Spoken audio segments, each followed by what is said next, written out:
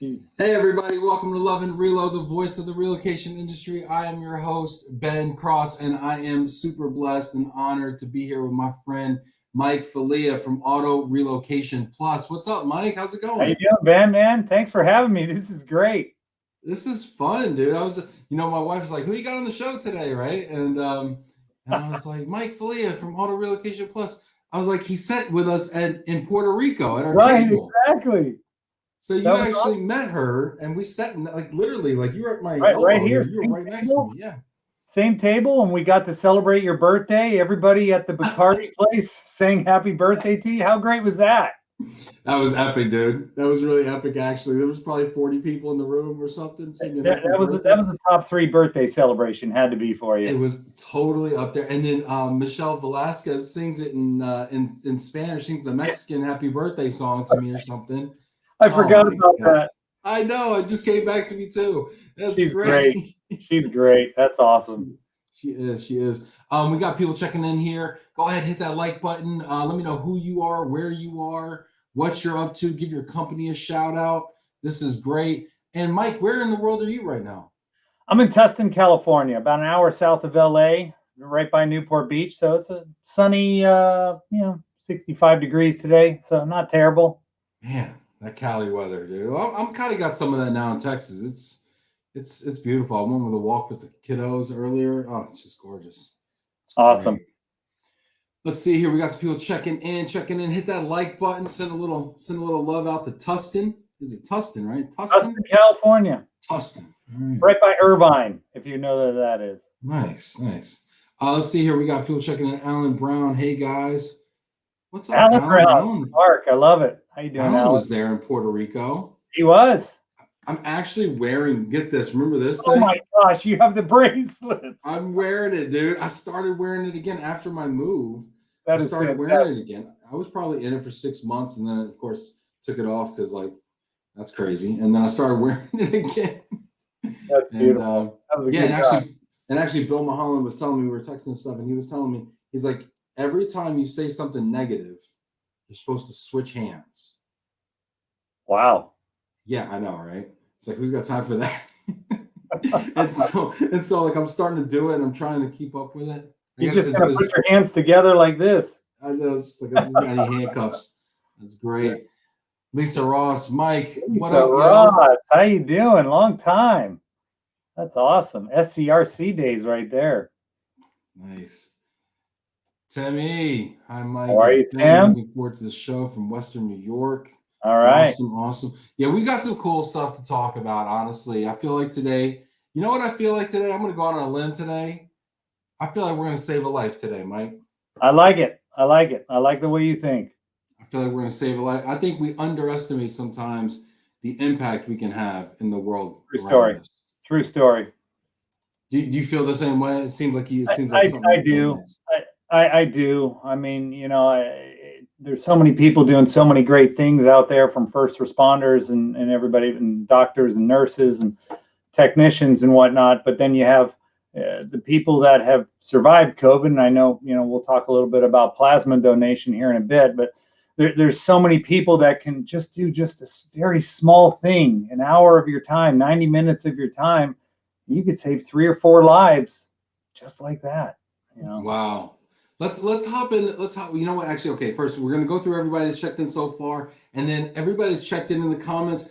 I want to hear your story. If you've ever donated blood, donated Right. plasma, if you've ever been a recipient of blood or plasma or any other organs, frankly, Sure. let us know. I think it's really good to just talk about this kind of stuff because sometimes we don't Great. talk about it until it's too late, right?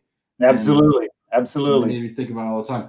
Heather Jameson, shout out Hi, from Global Heather. LT. I think Heather won a Nice. free bottle of wine last week. All right. She's Checking in from Germany. Love it. The Germans. All right. What's up, Alan? Valerie All McKenzie from right. Deluxe.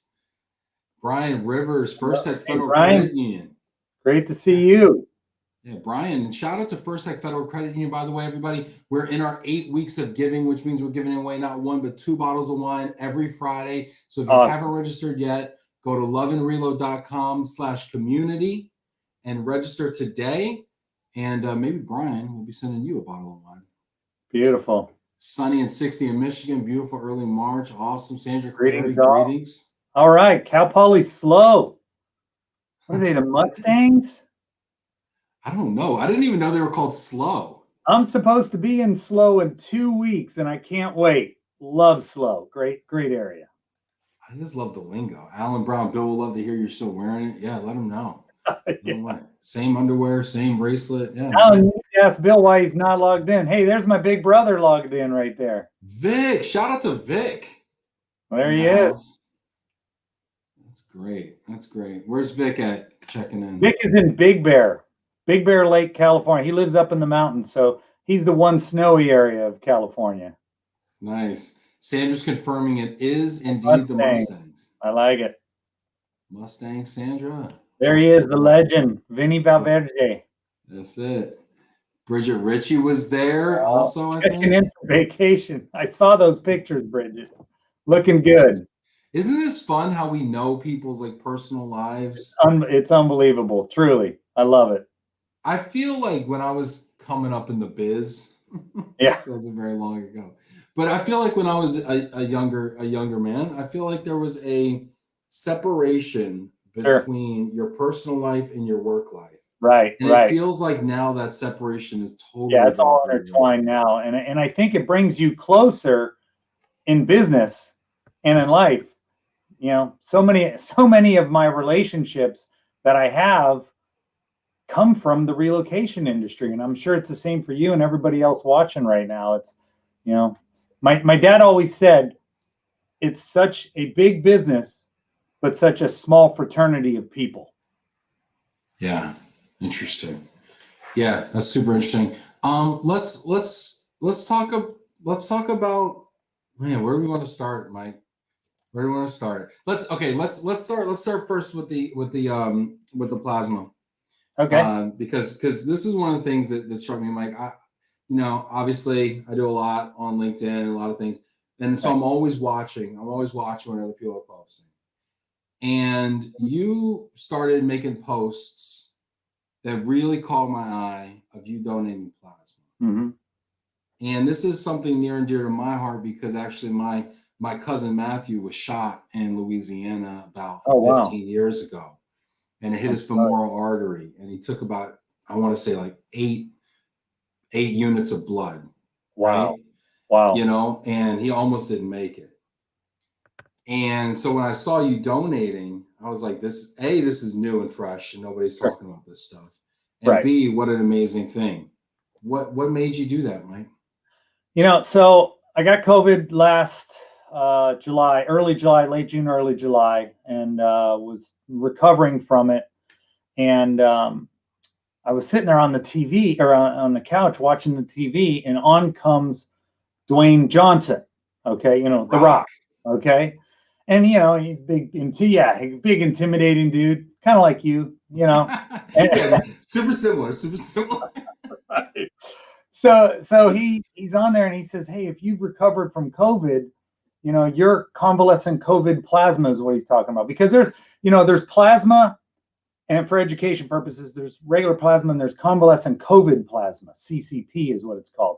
CCP can help people recover from COVID. Because what they do is, so I go in and they put a needle in my arm and they take out the plasma and then they take that and they take it to the blood bank and then they, you know, put it through its processes and then they send it out to hospitals. Hospitals take that plasma and they inject it right into the patients to help them survive. And I thought, you know, if I can do this, you know, I've always been somebody that's been involved in my community. I ran youth sports leagues for over a decade for the baseball and football program. I run a 4th of July parade and picnic for the community. And I thought, well, I've always loved to help people. And this is such an easy way to help people. I go there, it's an hour, you know, maybe 90 minutes sometimes. The people are great. They're gracious. I donate the plasma. One thing I didn't realize, first time they took my donation, I looked at it and they hand me the 2 bags of plasma and it was yellow, like golden yellow. And I was like, what's that? What are you handing me? And they said, this is your plasma. And they explained the process. So what is plasma for the people, the uneducated like myself, maybe what is plasma exactly? What's the difference between plasma and blood? God, that's a great question. I don't know the exact answer to that, Ben, but all I know is that the convalescent COVID plasma is what helps COVID-19 patients survive. So anybody that had COVID is eligible to donate their convalescent COVID plasma. As long as you've recovered and you meet, there's certain, they got to test your blood to make sure you're not iron deficient. You got to be 120 pounds. So my wife, she can't donate even though she recovered, So you got to be that, and it's interesting. And you talked about my posts earlier. Yeah. Every single time I've posted, I've had people reach out to me and say, "Hey, I recovered from COVID. How can I get involved in that? What should I do? Is it hard?" And this last time that I made the post, I had 8 people reach out. Now you take those 8 people and they donate. Okay. Now, every time I donate, I can help between 4 and 5 people because I'll give between 800 and 1,000 milliliters. Okay. Every 200 milliliters can help a person survive COVID. All right. So every time I'm donating, I'm helping 4 people. Wow. Yeah. So 9 times I've donated, 46 people I've helped survive. I have a running tally on my profile on mine. So it's kind of a big deal. Those 8 people that I referred to blood banks, one of them, Chip Wagner, who I met through, ERC. There he is, Chip Wagner, right there. Chip Wagner just did his first donation last week. I remember. That's so crazy because I was hitting Chip up to come on to talk about appraisals, like, I don't know, a month ago or something. He was like, I'm overcoming COVID. I'm not really right yet. And that's so awesome, Chip, that you're doing that now, man. And I'm so happy that you're feeling better too, Chip. Yeah. Wow. So if we've had COVID or we know somebody who has, hit that like button if you've had COVID or you know somebody that has, and we can now go. And then how do we do it? Like where do we sign up? Where do we go? Honestly, it's so simple, Ben. I mean, all I did was I called my local hospital and said, "Hey, I've recovered from COVID. I'd like to donate plasma."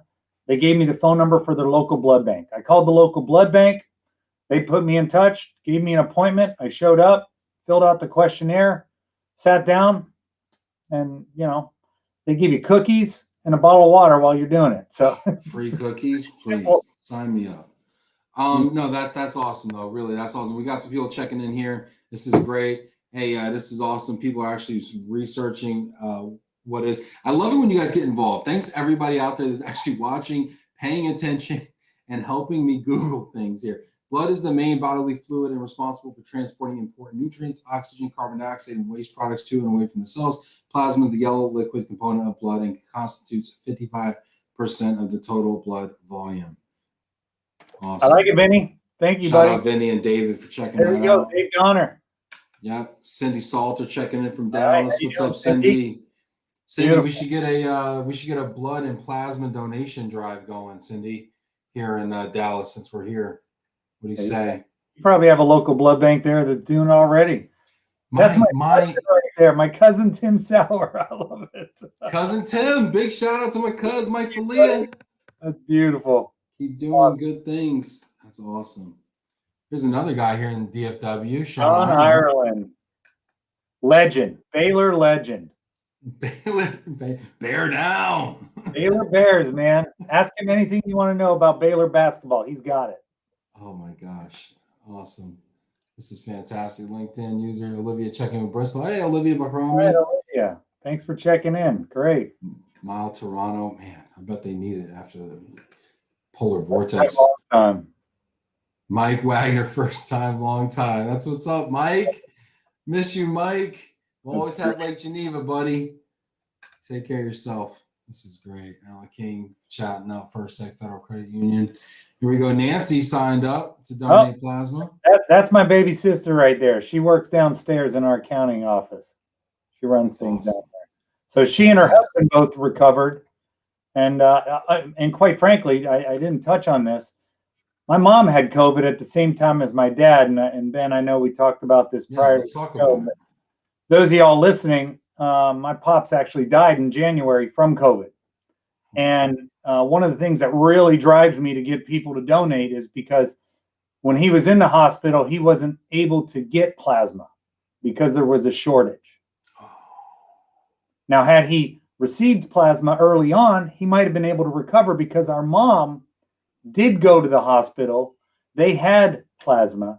She got it and recovered shortly thereafter, as shortly as an 84-year-old woman could, you know. And so I look at that and say, okay, what can I do more? I've got to drive this home. And you know, I realize that those posts, sometimes people look at it and say, oh, gee, there's Mike posting again that he's donating plasma.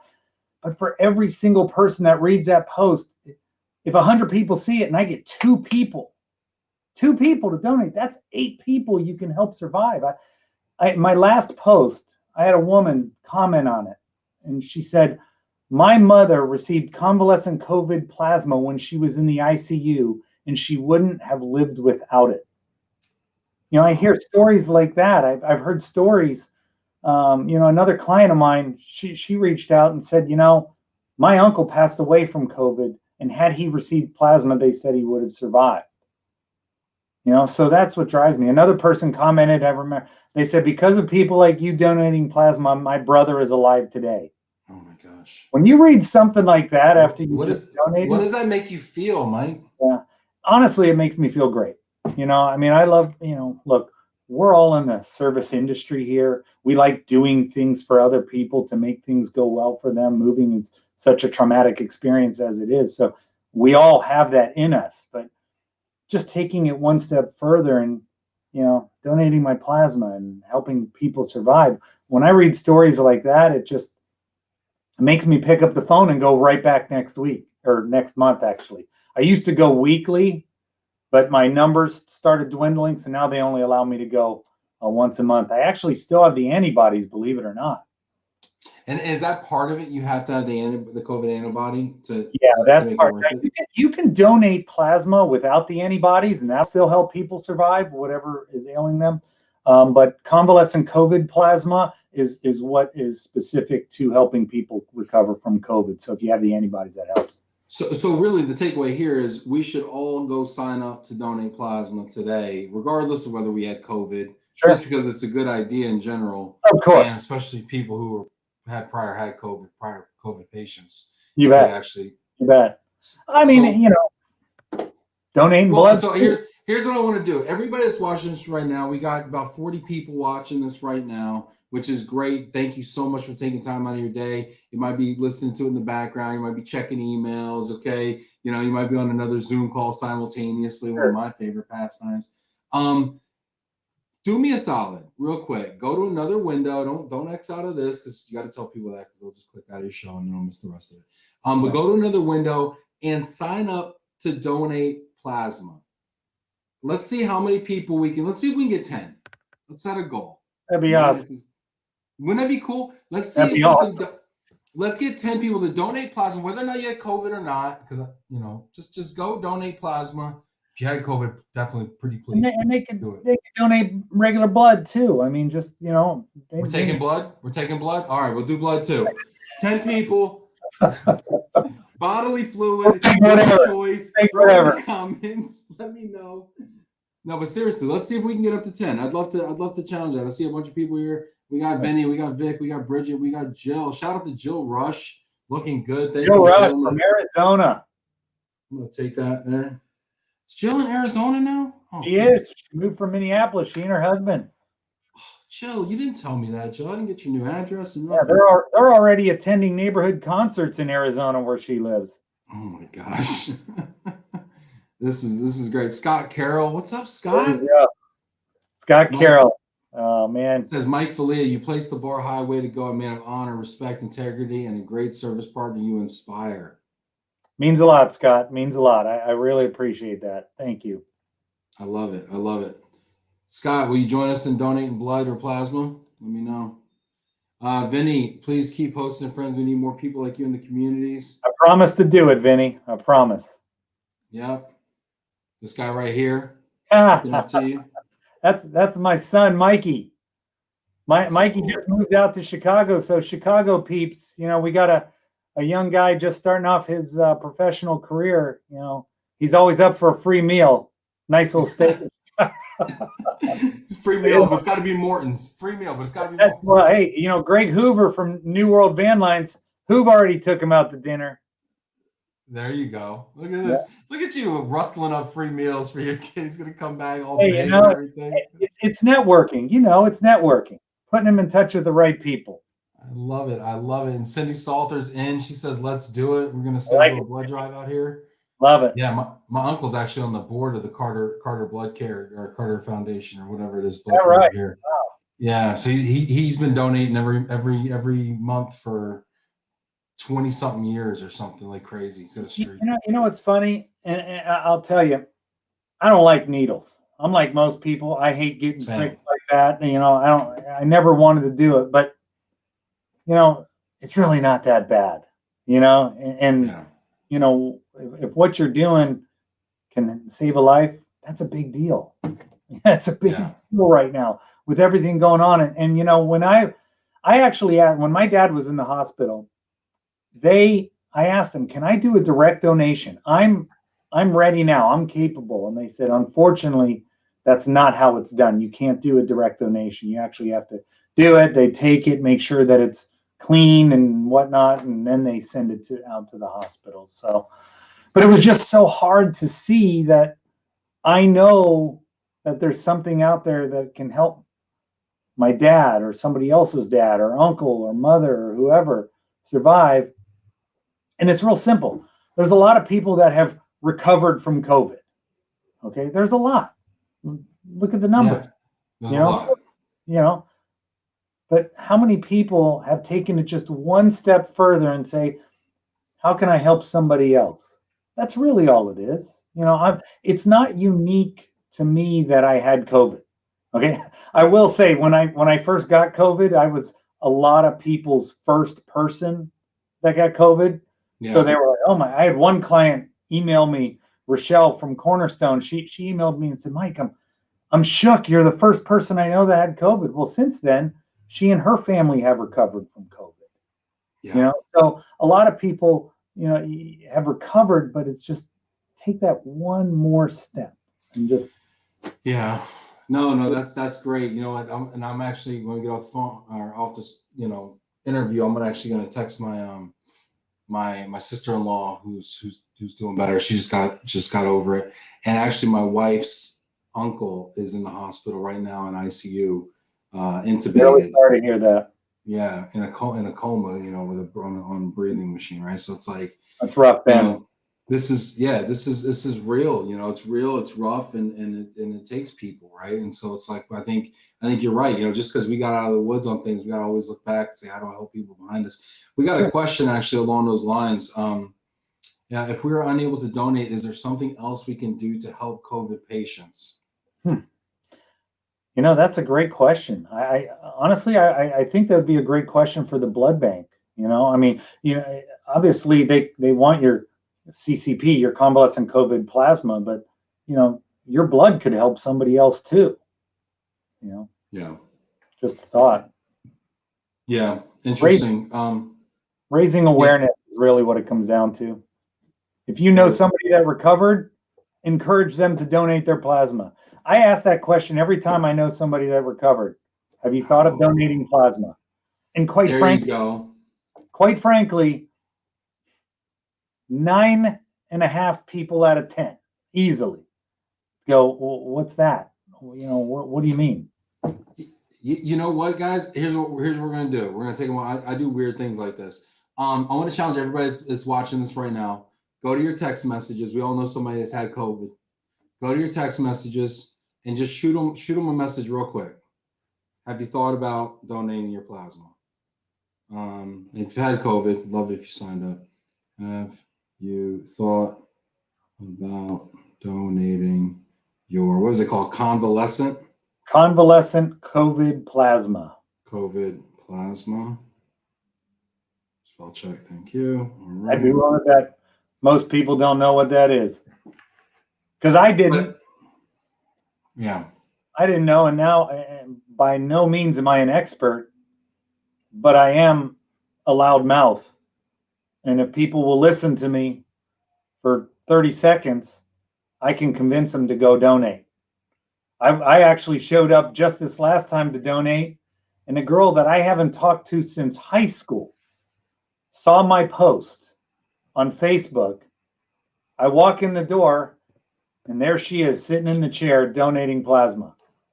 You know, now she goes, You're going to make me cry, dude. yeah. And I sat there and I said, Lisa, I said, oh my gosh. I said, long time no see. I said, you know, we started talking. She says, I saw your post and I felt compelled to donate. And I thought, wow, you know, that hit home for me.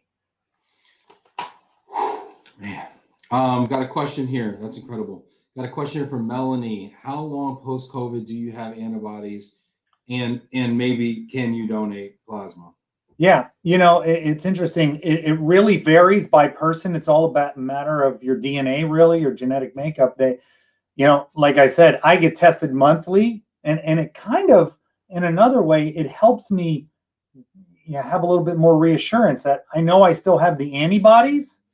So every month I get tested and I have it. So I've heard of people having it for 3 months, and I myself, I'm on 7 months right now, and I still have the antibodies. Wow. So as long as you have the antibodies, you can continue to donate. The convalescent COVID plasma, yeah. You can donate plasma whenever you want. It's the convalescent COVID that helps the folks survive COVID-19. No, you're right. Makes perfect sense. Chip says my next convalescent plasma appointment is scheduled for 3/24/21. Hope to save as many lives as Mike. Wow. That's awesome, Chip. I love it. I'm at 46, 9 donations. My 9 donations have helped 46 people survive, because sometimes when I go, my numbers are high enough that I can donate 1,000 milliliters. And sometimes I go and I can help, you know, I do 800, 850. So it just varies by donation. Usually I'm a good over 900 milliliters though. Nice. As long as I eat a good steak the night before or something. Nice. Get those numbers up there, Mike. All right, those are rookie numbers. Get those numbers. Betsy, keep going, Chip. That's awesome. Betsy, giving blood this week. I'm a regular. Love it. That's great. Trish, helping the cause here, throwing in. Nice. This is great. I love this community so much. This is fantastic. It's a great community. Honestly, it is. I've known Trish and Betsy for longer than either one of us will admit to, quite frankly. I've been in the business 26 years, and I think I met both of them in year 1, quite frankly. Let's talk about it. How'd you get in the biz, man? My dad started our business 31 years ago in my brother's old bedroom, quite frankly. And must have been annoying for your brother. he had moved out at the time. But the funny thing is his bedroom was next to my bedroom, so his office phone was one of the lines. But when he needed to make another phone call, he would come into my bedroom and jump on that phone. But he's got the truck on one ear and the client on the other ear, right? From humble beginnings, for sure. So, yeah, my dad started it, and you know, I was in the hotel business. I worked for Hyatt Hotels for a number of years. It's actually how I met my wife. Hyatt moved me from Southern California out to Chicago, and I would call my dad every day. You know, my dad was, you know, like most people, my dad was my idol, and I would talk to him every single day. How's it going with your business? What are you doing? So I kind of learned the business a little bit before I even got into it. And finally I said, Dad, why don't you hire me? I said, I could help you build that up, and we could build this together and work together. And he said, Mike, I can't afford to pay you what you make at the hotel. Now, at the point, my wife and I were engaged. We had just bought a house, and I came home and I said, honey, I'm going to leave the hotel business, and I'm taking a giant pay cut. She said, don't you think we should have talked about this first? And I said, well, I know it's going to be a good thing for our future and for our family. And for 26 years, I had the privilege to work side by side with my pops. That was awesome, you know? And we built this business into what it is today. And I've had the opportunity to work with my siblings. I have two older brothers, a younger sister. My brother Rick worked here. He was the first employee. He worked here for a number of years. He left. He's a realtor now. My sister Nancy came on just a few months after I came on years ago. And then my brother Victor, he now works for us. So, you know, it's kind of cool. Every morning I was able to come into the office and I see my mom and my dad, and how many people love coming into the office, being able to give mom a kiss on the cheek. That's the best part of my job, man, getting to see mom, right? And, you know, obviously every day I would look out my window, and as soon as dad's Cadillac would pull into his parking space, I'd give him about 10 minutes to get settled, and then I'd go down and chew the fat with him, you know? And that was a great part. And then every day without fail, at 11:28, my phone would ring and dad would say, Mike, let's go to lunch. Oh my gosh, You that's know, awesome. it is. It was a great deal. But that's how I got into it years ago. Dude, like so many, I mean, I don't know how you're keeping it together, dude. I mean, honestly, like so many emotions just hearing you talk about it and thinking about your mom and your dad there and You working know, with them and seeing them every day. And you bring up my mom, you know, and it's mom was always, you know, in the background. And before I move on, I know today is International Women's Day. I'd like to give a shout out to all the hardworking women out there. My wife is certainly one of them, much respect. But to all the women out there, happy National Women's Day. yeah, My mom, or International Women's Day, excuse me. My mom, quite frankly, is the backbone of this company and of our family.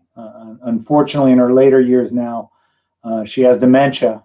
So as a family, we're wrestling with that, kind of a blessing and a curse, if you will, with dad's passing. But you know, she didn't give much from the standpoint of business strategy. She didn't sit in there and say, well, you know, let's go after the account and do this or whatnot. What she did do is she always gave us her motherly perspective on how to treat the customer. You know, interesting. yeah, because she would just sit there and say, well, you know, if I was the trailing spouse or if I was the transferee, you know, and you know, we're a bunch of Italians. We're loud.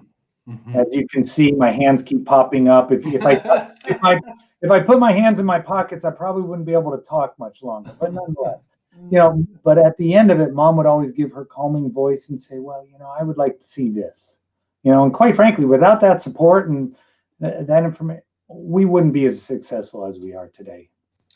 Yeah, I think you bring up a great point about the diversity of experiences and perspectives and how wonderful it is to bring people who come from a different place into the room to make those decisions. Because I think sometimes we can kind of just go too far in one direction with one type of person in the organization, and it takes balance. But here's the other thing: since it is International Women's Day, I do want to talk about that. It's not only about having women in the organization. It's not only about having them in the room where decisions are made, which is super important. A lot of women are excluded from the room, but it's also giving credence to those voices when they talk, right, and to give them equal weight, and sometimes even to prioritize those voices when their experience and perspective, to your point just now, is so spot on and so valid in that way. And needed. Yeah, Very much for so. sure. Very For much sure. so. Shout out to all the women on International Women's Day. It's something I was talking to one of my clients in Europe this morning, and it's such a big deal over there in Europe. Really? Like, I mean, you give gifts, people have off for the day. It's a holiday where, like, I think it's Russia, Poland, they have off. Please fact check me and Google it. Let me know what other countries may take off for International Women's Day. So, I mean, I think here in the States, we have a lot of work to do still. Sure. On this, where we make it like a real holiday and give it kind of the credence that it deserves. Oh, totally agree with you. Let's see. As the husband of an extremely hardworking woman, I agree with you 1,000%. Yeah, we got some great comments coming in here. Let's go here. Laura's coming to us. Shout out to Laura. I love Laura's videos from New York City. Nice. We got Katie checking in.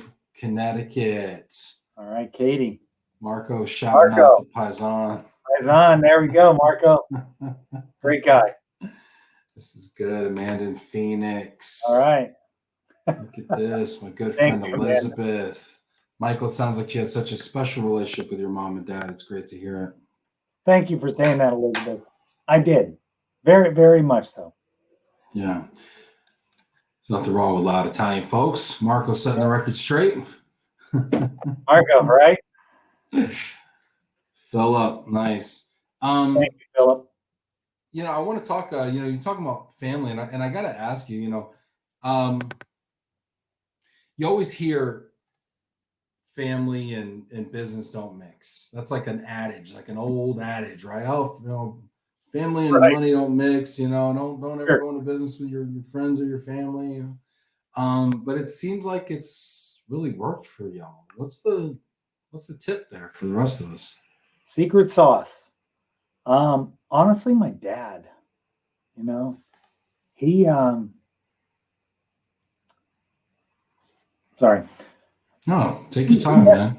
He had such a great demeanor to the point where us kids, we wanted to work for him. As children, we always want to make our parents proud. That's a given. Okay. But when you can do that, and work side by side with them, it works for us. Now, make no mistake.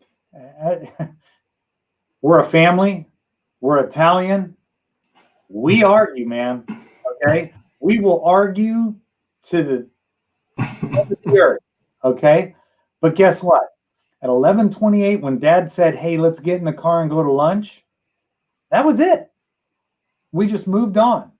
And I think, our family is very passionate about food, as most Italians are. And having lunch with my parents 3, 4, 5 days a week, with my siblings around the table as well, that's really what kept us together, And ironically enough, we also got together every Sunday for pasta meals as well. Right, Sunday dinner, yeah, for sure. That's a standard. So just did it last night. Did Mom make the sauce? Did she make the gravy? Mom did make the sauce later in life. My wife took it over, and my sister and her husband do it from time to time as well. But I married a great woman, and she's a heck of a cook, man. And she makes the best meatballs on the planet. I can't eat enough of them. Yeah. So I know family's super important to you, Mike, because we talked about this, and I think anybody that knows you knows how important family is and your kids. You've got some pretty impressive kids, and you talked about how important your dad is, and what I love about the shows. A, I can talk about whatever I want, but B, we put love on the table, and we're like, hey, we're not going to skirt around the personal side of this. Sure. Because I think it's so important and underserved sometimes. Agreed. But I mean, you're like very much a dad. You're very much a dad, and you can tell that's a big part of who you are. You seem super involved. How do you balance that, and what's that about for you? Well, like most of us dads, being a dad is everything. Make no mistake, my job is important, and I love doing my job, and I love servicing people, but my family comes first. I don't live to work. I work so I can live and, be there for my kids. I remember when I first came to work for my dad years ago, I was coaching my oldest son, who's 28 years old right now. I was coaching him in baseball. My dad said, "Geez, Mike, you're leaving the office at 4 o'clock to get to practice every day and this and that." And he says, "That's kind of tough." And I said, "Dad," "my biggest fear is that I won't be there when my kid does something great." I said, "So if this is going to be an issue, we need to revise this." I said, "I'll come in early. I'll get my work done, but I have to be there and be involved in coaching my kids." And you know what? To my dad's credit, he said, "You know what? You're right. I get it." My dad traveled a lot when we were growing up. He was in the car business. He wasn't in the car relocation business, but he worked for Alfa Romeo and Saab, and at the time it was Datsun. He traveled all the time. And I shared this story at his funeral. My dad, when he was working, he was commuting to New Jersey because he didn't want us to move from California. We were here, and he said commuting to New Jersey. Commuting to New Jersey every Monday, he would fly out, and every Friday he would fly home. This was during my senior year when I was playing high school football. My dad would fly home just in time to be there for my football games on Friday nights. And his boss wanted him to stay over, and it was wearing on him. Let's face it, a commute to New Jersey is pretty rough, you know? Yeah, I can't imagine a worse commute. True story. And the boss said, Vic, we need you to work this weekend. And my dad said, you know what? He says, I don't want to work this weekend. My son's in his senior year of high school football. I want to be there. My dad went in and he left his job. He said, I'll find another job. Wow. But I'm not going to miss this time with my kids. That meant a lot to me. And I've always lived like that. You know, that time, you don't get it back, you know, with your kids. And I'll tell you, I'll give you a great Chris Colley story. You remember back in the day when we used to go to ERC and every Friday night there was a big party, right? Yeah, sure. You know, you had the Oakwood party on Thursday night and then the closing ceremony party on Friday nights for ERC. And they eliminated that years ago. But I'll never forget, I was walking down the hallway and I see Chris Colley. I said, Chris, how you doing? You know, I said, I'll see you at the party tonight. He says, no, Mike. He says, my son's a high school basketball player and I'm leaving early. I'm going to go home and I'm going to watch my son play basketball. Now, mind you, my kids were young at this time. They were like 4 and 5 years old, okay? Right. I thought to myself, if the man who runs ERC is leaving the convention early to make sure he's there for his family, that's an example that I want to follow in life. Wow. And I've always followed that. And quite frankly, Ben, I have a reputation now. And people that know me, they know that Friday mornings, man, it was either in May, it was baseball. And in the fall, it was football for the different ERCs. I'm out. Friday morning, I leave because I will not miss one of my kids at Christmas. You know, okay, so I'm gonna ask you this, and I'm gonna play the other side of that because you're right. My kids are 2 and 5, soon to be 3 and 6, right? I envy you. Yeah, I know it's super cool times right now. I mean, one of my kids is still like in diapers right now, and like he's like potty trained. He's like on the verge, and I feel like as soon as he gets out of those diapers, like he's not going to be a baby anymore. And I'm just kind of like, I'm like so not like the first one we're trying to get him out of diapers as fast as possible. This one we're kind of like trying to like, hey, you know, wait. You sure you want to go to the potty right now? I mean, that's kind of far. Like, bro, like why don't you just pump the brakes? Watch this cart to binge a little bit. Let's crap our pants, you know. Let's just chill out. I love it. So no, but I mean, I say that because I'm totally got off on a tangent. No, but I say that because I've always been, I won't say I've always been, but I tend to put work as a very high priority. Sure. And sometimes ahead of being with my family. Yeah. And you know, something I struggle with and something that I've been conflicted about, I guess. Part of me now working for myself is to be able to have that flexibility. Right. But yet I find myself even, you know, my time is even almost more at a premium now because now I'm taking time not only for my boss, now I'm taking time for me, you know, as well, like for my own self with my own boss. Right. How do you know, maybe let me just ask you some advice. Like, I mean, how do you know what's your take on that? What should I do? How can I balance that? How can I achieve better balance and perspective? Maybe? You know what? It's funny. I volunteered a lot for the youth organizations that my kids were involved in. And people would always say, geez, you know, you run the youth baseball league in the city with 1,200 baseball players, and you run the football league with 300 players and cheerleaders. Why do you do so much like that? And I always told them, because I get to control the schedule of when things happen then. so then I can make sure that I'm there. So I would always schedule Mikey's games at 8 a.m. and I would schedule Bubba's games at 10:30, and then Eric's games were at 1. And we would just, why do we have a bye week in the middle of October? Right, exactly. So no, it was interesting. But you know, here's what I'll tell you, Ben. I mean, look, you've done a courageous thing. You moved your family down to Texas. Now you're starting your own business. I mean, hats off to you, my friend. And I wish you all the luck in the world. You know, I'll tell you, you know, obviously you have to put in the work to get your business up and going. But you know what? Work is going to be there. It's always going to be there. There's always going to be some work to do. But I've always looked at it and, man, I'm not going to miss my kid's game, or I'm not going to.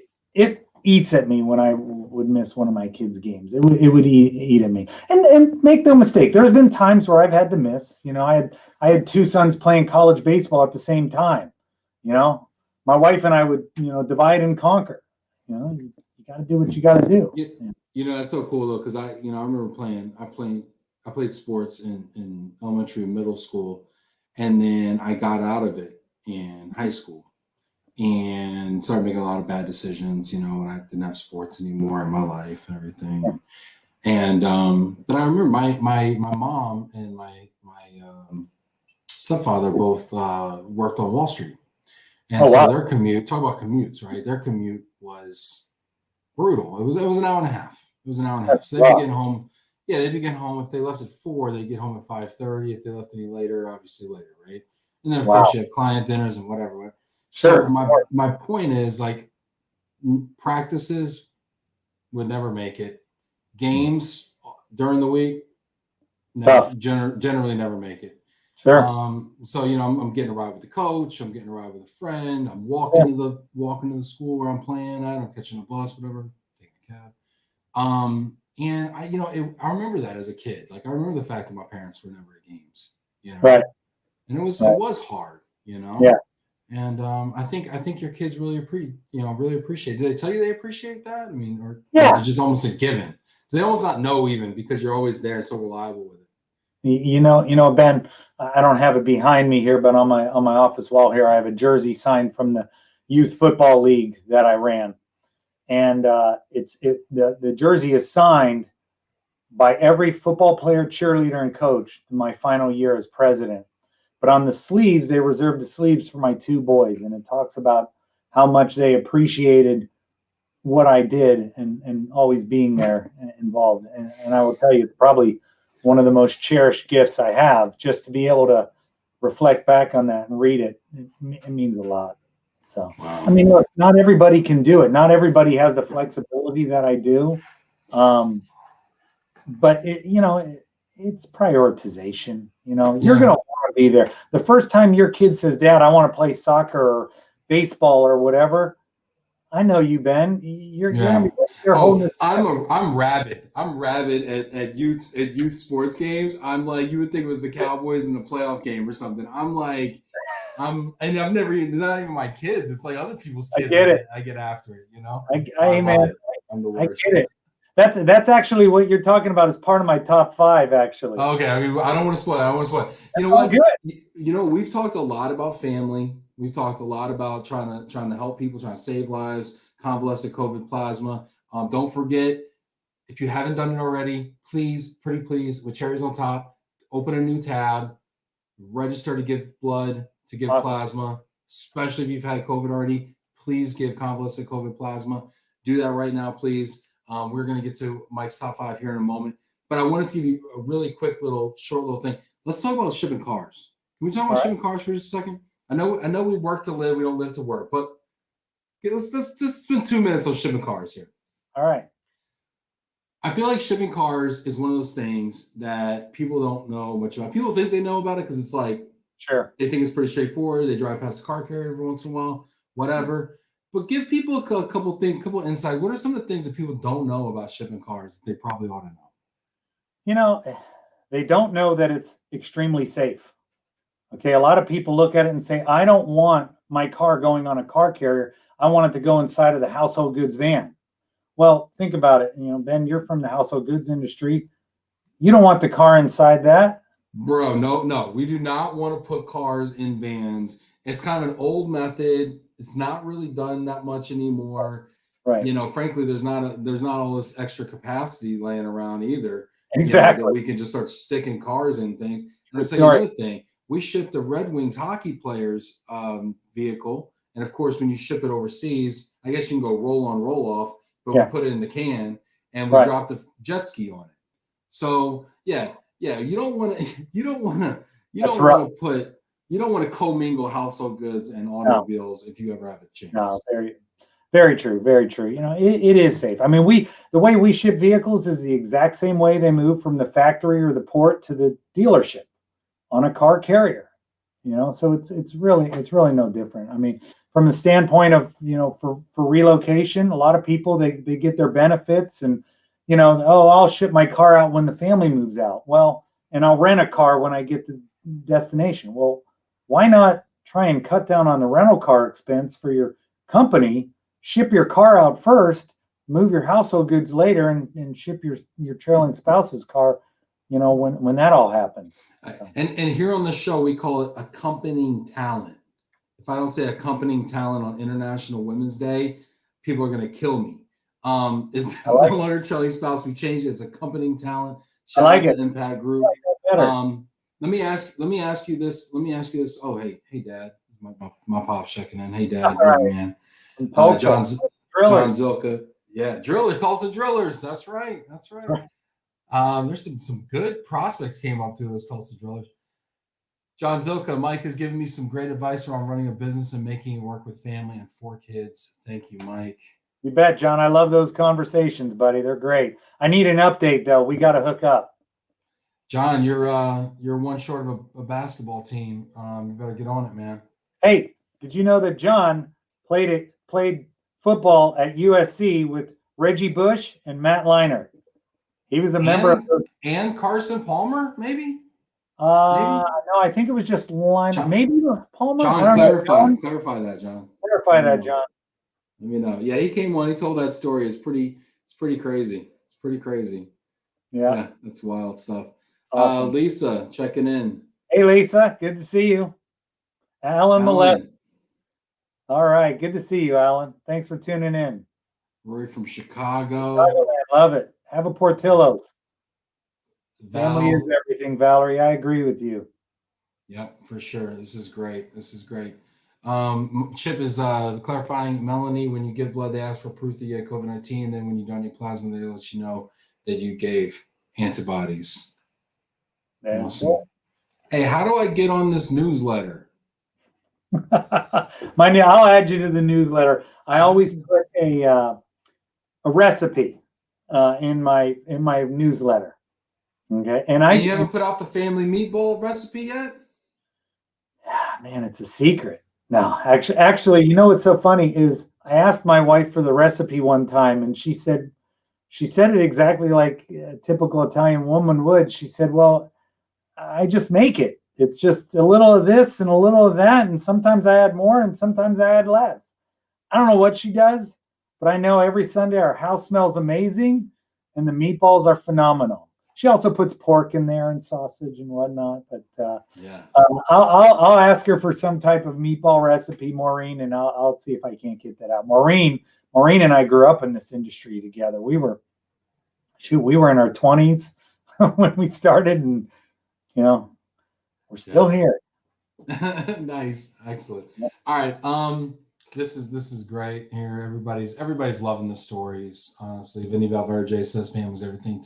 Taking notes. Vinny's got some great kids. Those kids are awesome when he has his little get-togethers. Alan just did. I think he even signed up. That's awesome. Yeah, let us know if you signed up. If you haven't already, please do. If you don't mind, love to have you sign up to donate plasma or donate blood today. Mike's a real inspiration to all of us here. Got a ton of people watching today. A lot of people stuck around too. This is great. Hey, Jana. And Alan says, today happens to be National Meatball Day. Well, I'll be having leftover meatballs tonight because that's my Monday go-to. So thank you, Alan. That's awesome. It also happens to be International Women's Day. Shout out to all the women. I want to ask you, Mike, let's get into, I know you like sports. You like games, Mike? Love it. You seem like a competitive guy. You a competitive guy? You might say, for sure.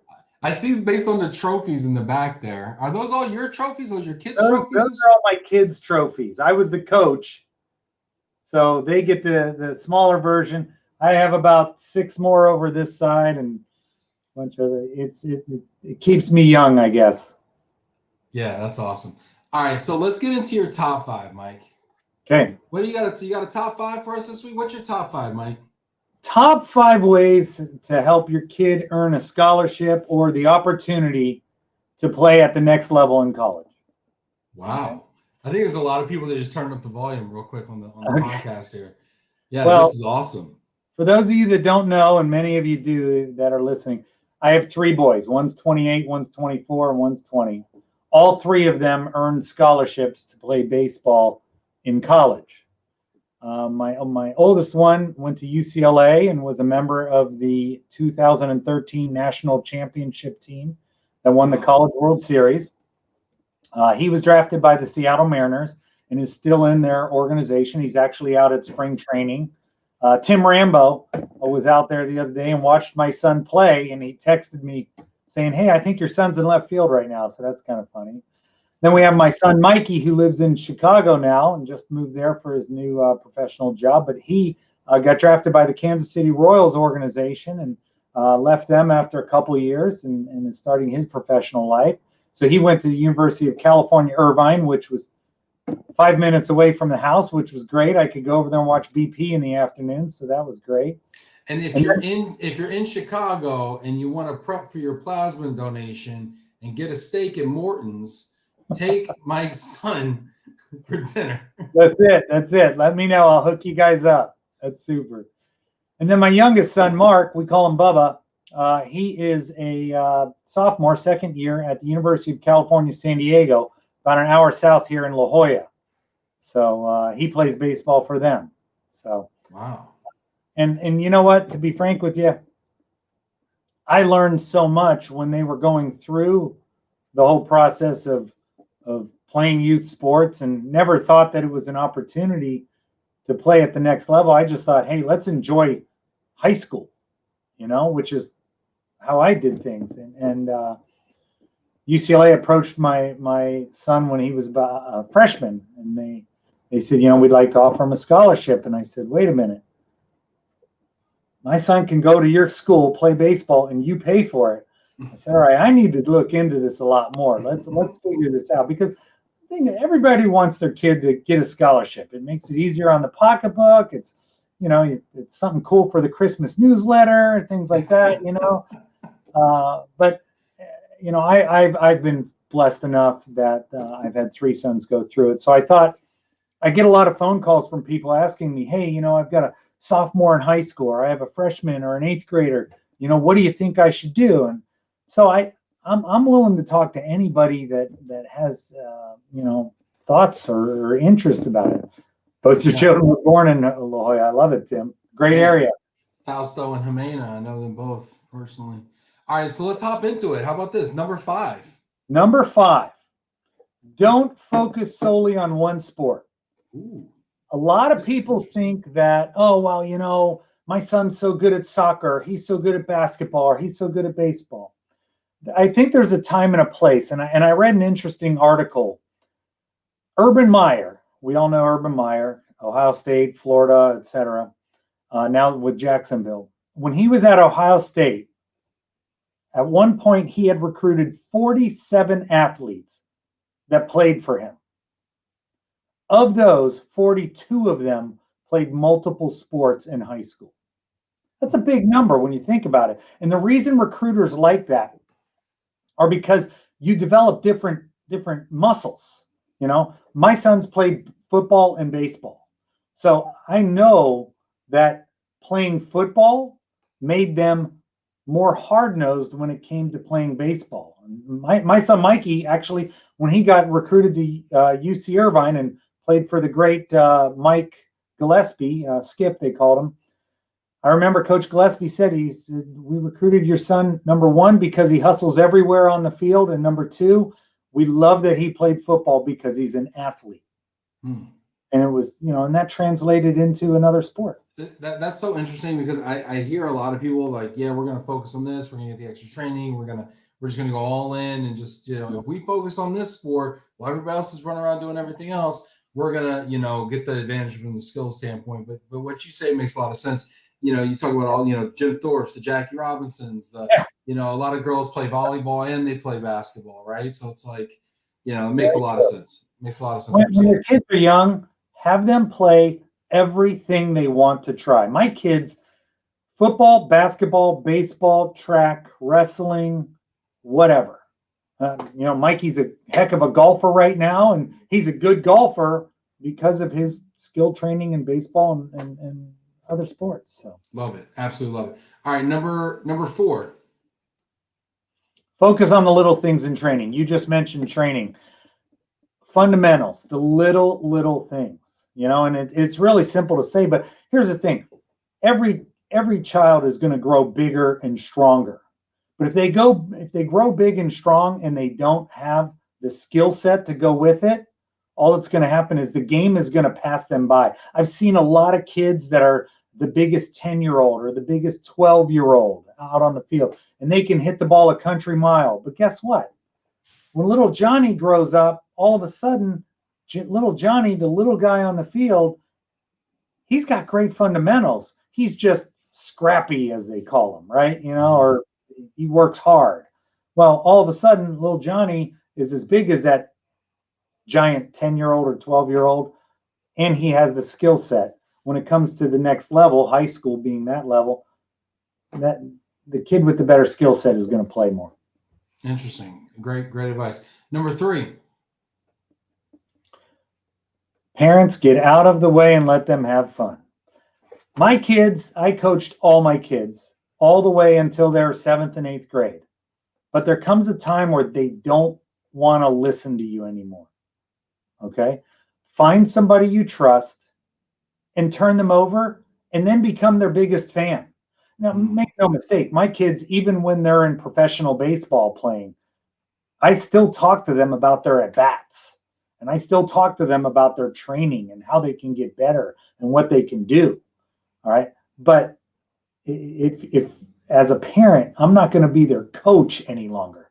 They have coaches to do that. So become their biggest fan. Don't grill them. We all get upset when our kid doesn't play well. But don't grill them in the car on the way home. The last thing you want to hear. And I will tell you, my son Mikey's going, Dad, you were hardest on me of all the kids. I'm sure he's listening. I will tell you, yeah, I was hard on my kids, but as I got older, I learned just step aside and let somebody that has a better skill set teach them. I love it. I love it. Number 2. Self-promote. This is something I learned with my son. You know, make sure that you are your biggest promoter. Okay. Now, as parents, we all want to post, oh, look at my Facebook, Johnny hit a home run. You know, yeah, that's one thing. But when they start getting into high school and they start playing varsity sports, what I did was I set up an email address for each boy, one that we shared. It was in their name, but we shared it. And what they would do is they would put together letters and emails and they would send them to coach. Dear Coach Smith at, you know, ABC University, I'm interested in your program. I wanted you to let them know a little bit about me. My GPA is X. I'm doing the SAT. I'm doing the ACT, whatever it is. Let them know who you are as a person and let those coaches know that you have interest, because it's real simple. When you're recruiting, and this is what coaches tell me, when they're out there recruiting, you know, there's thousands of athletes that they're trying to get interested in their institution, in their university. Right. Okay. But if somebody knocks on their door and says, hey, I want in, I want to play there, then it makes it easy for them. That was John's story too. I think his coaches, or his coaches, I think, reached out to someone at USC. Yep. And they just kind of had an opening, and this was before they were great. He always like make sure to mention that. It's like, hey, they were, you know, before they were really great. And he got in, and they just couldn't get rid of him. And you know, he had a great ride, man. Chips. Yeah. Great ride. You know, and yeah, he did play with Carson his freshman year. Cool. Yeah. Vinny says, hey, I'm not hard on my son at all. I just make him walk home. Just kidding. Hey, Vinny, that's okay. Right now, my son Mikey's yelling at the screen going, my dad did that to me once too. Oh my gosh. One time I learned. Don't micromanage their at bats, just make them walk. That's it. Rory says, should they start at 4 or 5 or wait till 8 or 10? Here's what I'm going to tell you, Rory. When my kids were 4 and 5, we used to have a meeting at my house with all the parents. In the cover sheet to my, information that I was going to share as a coach, the cover sheet always said, it's all about the snack.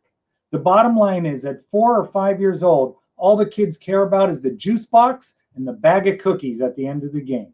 And as long as that's there, it doesn't matter what happened in the game. They just had fun. And that's when they fall in love with it. Okay. All right. I've got a question of my own now. Okay. What do you think about, orange slices have been getting a real bad rap lately.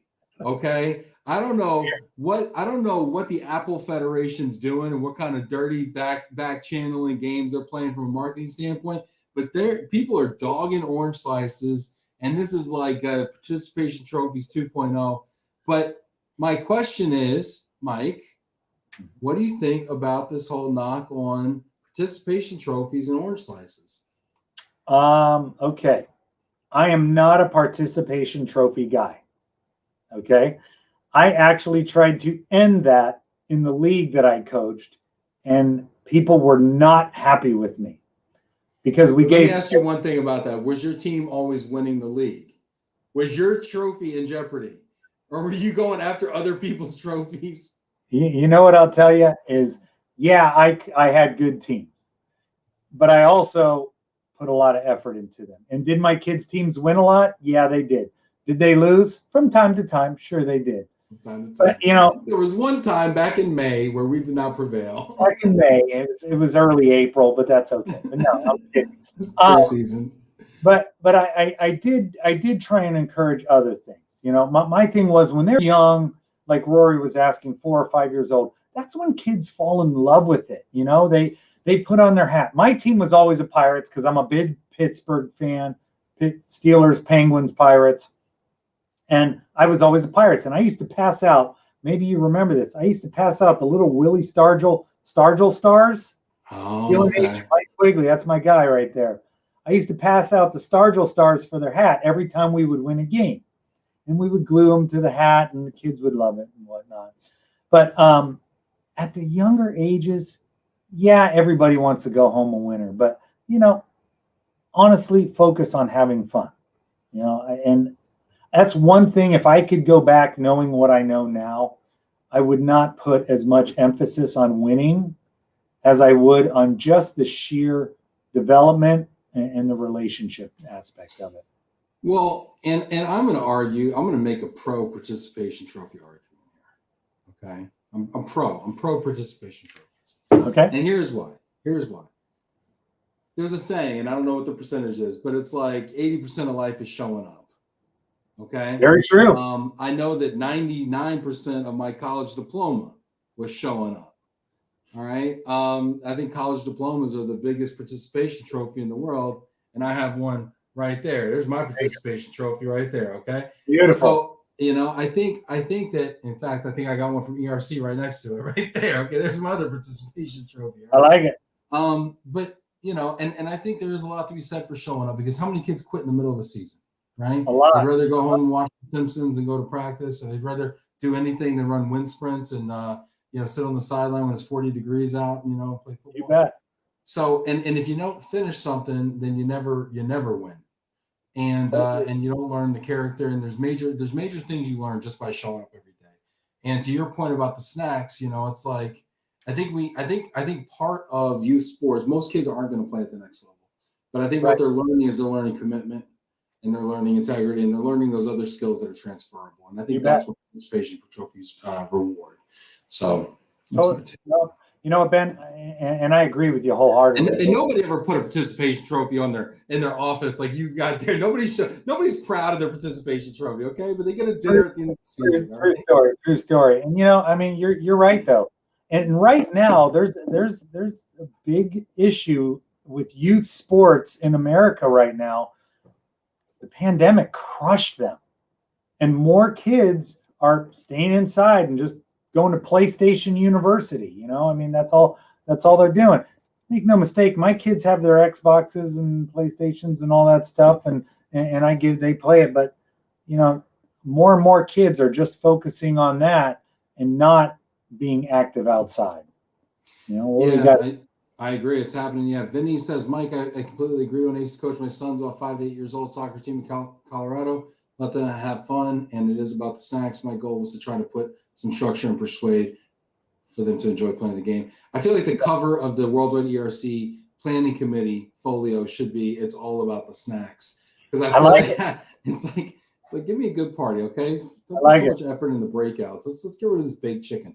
Charles Beatty, I'm coaching my son's soccer team for the first time this year. This is great info to learn. Get a good team mom, Charles. Make sure you have a good team mom. Team mom, snack schedule. Yeah. Now let me ask you this. It is International Women's Day. Can the coach be the mom and the team dad bring the orange slices? Because I feel like Vinny would be a great team dad also.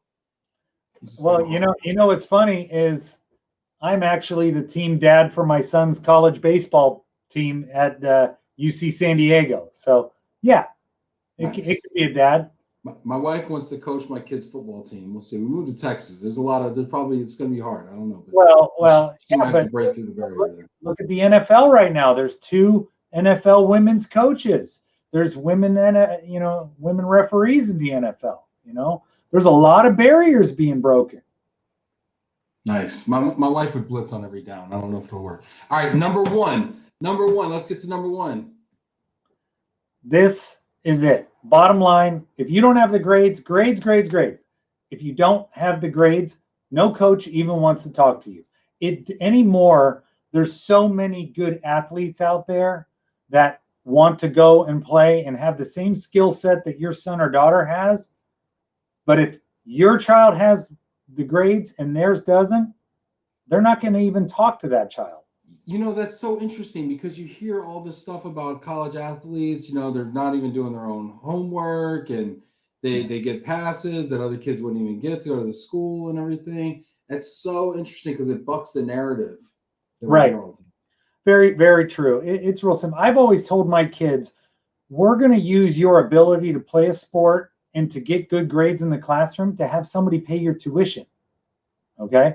And that's worked well for them. Now, my kids went on and, the older 2 have already graduated and the youngest one was a all-conference scholar athlete last year. And you have to get into certain institutions, you have to have the grades or you won't even get looked at. I know plenty of players that are next level pro type of players, but they carry a 2.1 GPA. Colleges just can't work on that. It's funny. I talked to one coach that recruited my son Mikey, and he told me, he says, the way we look at it is that whatever their GPA is in high school, we figure by the time they get on campus here and they go through our curriculum, their GPA will be 1 grade point lower than what it was in high school. Oh, wow. So if they were carrying a 4.0, they're going to be a 3.0 student. Right. Now, they're an A student. That doesn't apply to everybody, obviously, but the bottom line is if you get the grades, there are so many schools. And look, I'm fortunate and blessed. My kids all played Division I. Okay. But there's a lot of Division IIs, 3s, NAIAs that give your child the opportunity to continue playing. And quite frankly, Ben, I mean, think about it. When you look at a resume, if you see that candidate was a scholar athlete at whatever institution, my light just went off there. Sorry. That becomes a discussion point when they're looking for a job. Yeah, for sure. Well, and you like all the things that go along with it, the tenacity and the stick-to-itiveness and all that kind of stuff. Gosh, Mike, we've gone over here. I'm like, we have. I'm just having a blast talking to you. Let's, for the sake of time, let's wrap it up. But I want to thank everybody that was here today. I want to give you the opportunity to kind of leave us with a last word. Mike, what were you thinking about? Well, first off, Ben, I want to thank you for having me on here. This has been a great show. I watch it every day. I love the new planning email you send out every Monday because it allows me to plan my week by who I want to see. And I encourage folks to come on here because you're a great host and you make it very comfortable. That's number one. And the preparation is great. you know, that you guys give us. Number one. Shout out to Stacy. I got to give Stacy the credit on that. Stacy was great. Stacy, great. We had never met each other, but now we're connected on LinkedIn, and you know, of course, you know, with the show. So, and that being said, folks, I'm going to be honest with you. I've lived through COVID personally. I've lived through it through my father, and I lost my pops. And if you could take the time to just spend 90 minutes once a month, that's it, to donate your convalescent COVID plasma or encourage someone to do it, I promise you, you could help save a life. And Ben, I appreciate you allowing me to come on here to share those words. You know, I hope more people will listen to it and really realize that even a small gesture, a small amount of time can save someone. So thank you. Yeah, I appreciate you sharing that, Mike. And I want to reiterate it as well. And go out there. I know a bunch of people said they were going to schedule an appointment. Go out there, take a picture of yourself, post it.